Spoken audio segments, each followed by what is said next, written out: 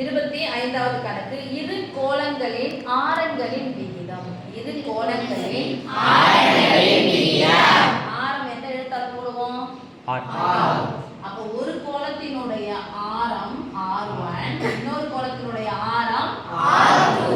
ஆரங்களின் விகிதம் என்ன பண்ணனும்? நிறுத்துறாங்க என்ன குறி போடணும்? ஈக்குவல். என்ன கொடுத்தாங்க? 4:7. 4:7. பாருங்க ஈஸ்வரன் என்னது? விகிதம். விகிதம் என்னது? பை. பை பண்ணலாமா? Yes miss. என்ன சொல்லுங்க? r1/r2 = 4/7.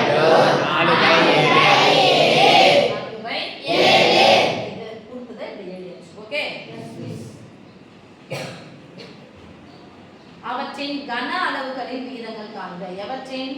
கோளங்களின் கன அளவுகளின் விகிதம். அப்ப கன அளவுக்கான ஃபார்முலா நமக்கு தெரியும். கோளத்தின் கன அளவுக்கான ஃபார்முலா சொல்லுங்க. 4/3 πr3. πr3. கன அளவுனாவே 3 அலகுகள பெருக்கணும். அப்ப கோளம் சொன்னாவே 3 அலகு என்னவா தான் இருக்கும்? r இருக்கும். அப்ப r3. எது கம்பல்சரி வந்துரும் முப்பரிமாண வடிவத்துல? பை. கூம்பின் கன அளவை போல எத்தனை மடங்கு? 4 மடங்கு. 4 இப்படி வரவச்சா 3 காமிச்சிர வேண்டியது. 1/3 πr2 h கூம்பு. அந்த கூம்பு போல எத்தனை மடங்கு இருக்கும் கோளம்? 4 மடங்கு. கன அளவு வந்து 4 மடங்கு இருக்கு. அதனால 4/3 πr3. எத்தனை கோளங்கள் கொடுத்துட்டாங்க? 2. அப்ப விகிதம் என்னது? பை போட்டுக்கலாமா? Yes miss. பக்கத்துல பை போட்டுக்கலாமா? Yes miss. 4/3 π. முதல் கோளத்தின் ஆரம் r1, இரண்டாவது கோளத்தின் ஆரம் r2 என்னன்னு கேக்குறாங்க. சரியா? வகுத்தல் என்னது? நடுவுல என்ன இருக்கு? பெருக்கல். 4/3 பை இருக்குன்னா ஆயிடுச்சு கேன்சல். பையன் பையன் ஆயிடுச்சு கேன்சல். இது என்னன்னு சொல்லுங்க? r2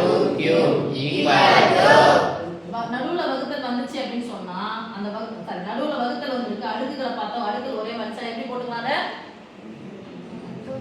எப்படி போட்டுக்கலாம்? நடுவுல பெருக்கலோ வந்துச்சுனா அடுக்குகளை எப்படி போட்டுக்கலாம்? சமமா போட்டுக்கலாமா?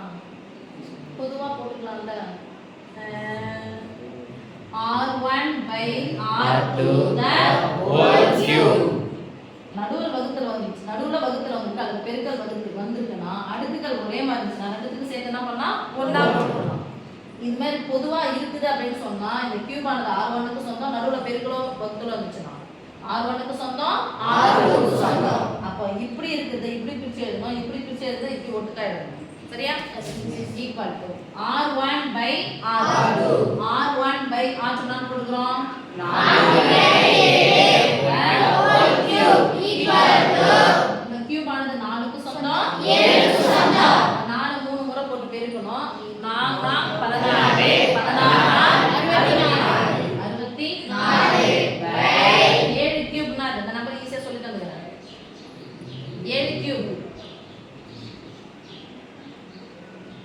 7 எத்தனை முறை போட்டு பெருக்கலாம்? 3 முறை. 3 கூட என்ன கூட்டினா 7 வரும்? 4. திருப்பி 3 போடும் 343. ஈஸியாவா ஞாபகம் வச்சு சொன்னேன். ஒரு 10 கியூப் வரைக்கும் உங்களுக்கு தெரியும். 7 3 முறை போட்டு பெருக்கணும். 7 49. 49 கூட 7 பெருக்கணும். 9 63க்கு 3 6 7 28 28 கூட 6 கூட்டினா 34. இது கூட தெரியல. 7 3 முறை போட்டு பெருக்கி ஈஸியா சொல்லிட்டாங்க. 3 4 கூட்டினா 7. அதனால 3 4 3 முறை போட்டுக்கோங்க அப்படின்னு சொல்லிட்டாங்க. அப்போ therefore கன அளவுகளின் விகிதம். விகிதம்னா கடைசி எந்த மாதிரி சம எழுதணும்? ஈஸ்வரன். எத்தனை ஈஸ்வரன் பாருங்க? 64 எல்லாம் பாரு. கன அளவுகளின் விகிதம்னா ஒரு மடங்கு கொடுத்தாங்க. எத்தனை மடங்கா மாத்திக்கணும்? 2 மடங்கா? 3 மடங்கு.